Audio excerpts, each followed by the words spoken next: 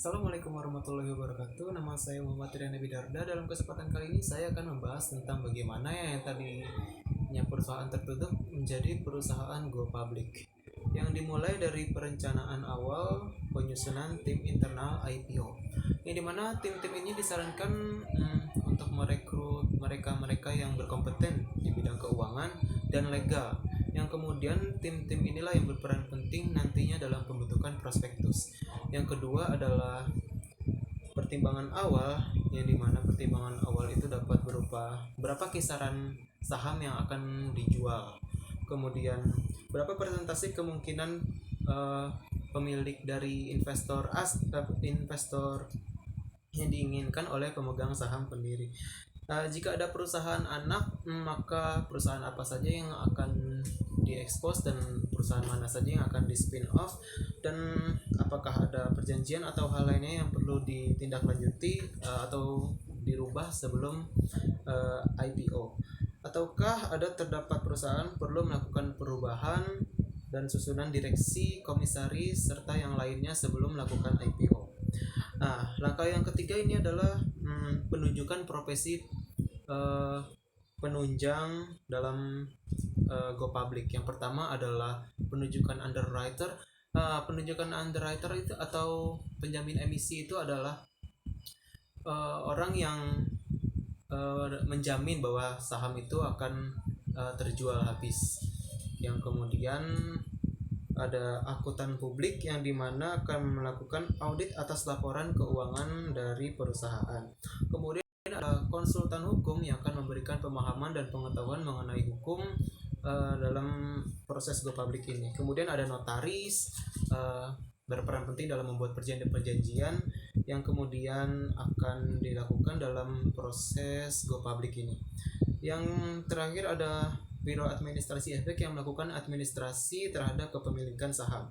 Yang keempat adalah rapat umum pemegang saham, yang dimana rapat umum pemegang saham ini dilakukan seluruh pemegang saham, kemudian akan dibahas mengenai berapa persentase kemungkinan saham yang akan dimiliki oleh publik dan berapa saham yang akan dimiliki oleh pemegang saham sebelumnya tersebut. Dan ada perubahan anggaran dari PT yang tadinya PT tertutup menjadi PT terbuka.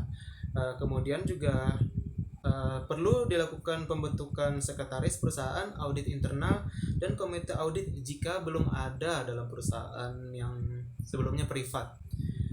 Kemudian mempersiapkan dokumen seperti profil perusahaan, pendapatan, dan laporan dari segi hukum dari konsultan hukum, kemudian laporan keuangan, anggaran dasar perusahaan terbuka, kemudian proyeksi keuangan yang seluruhnya tergabung dalam satu kesatuan yang disebut prospektus.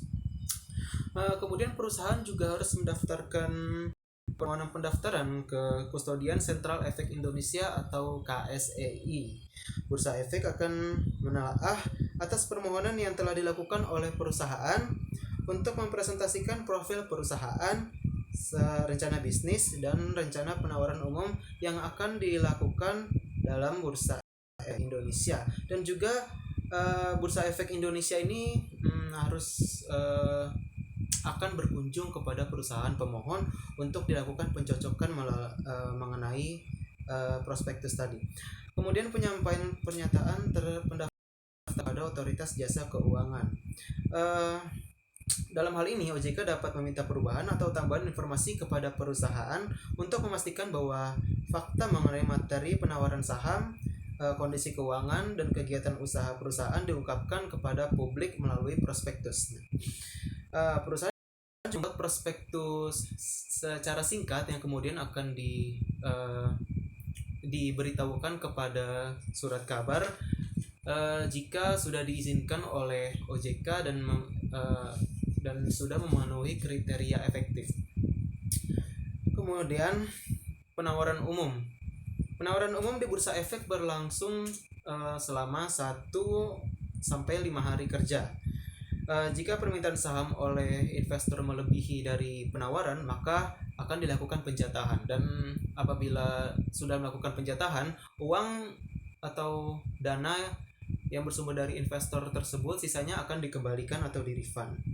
Distribusi saham juga akan dilakukan kepada investor secara elektronik melalui SEI atau Kustodian Central Efek Indonesia. Kemudian perusahaan menyampaikan permohonan pencatatan saham kepada bursa yang disertai dengan bukti surat bahwa pendaftaran telah dinyatakan efektif oleh Otoritas Jasa Keuangan. Bursa Efek Indonesia akan memberikan persetujuan dengan mengumumkan pencatatan saham dengan kode saham atau kode saham ini tujuannya adalah untuk kepentingan penjualan saham di bursa, yang dimana kode saham ini adalah menjadi nama panggung daripada perusahaan saham yang di bursa efek, yang kemudian nama panggung ini yang akan selalu dikenal oleh para investor.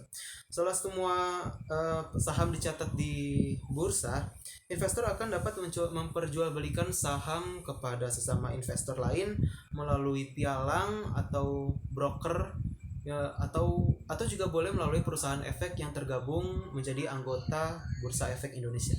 Terima kasih penjelasan dari saya.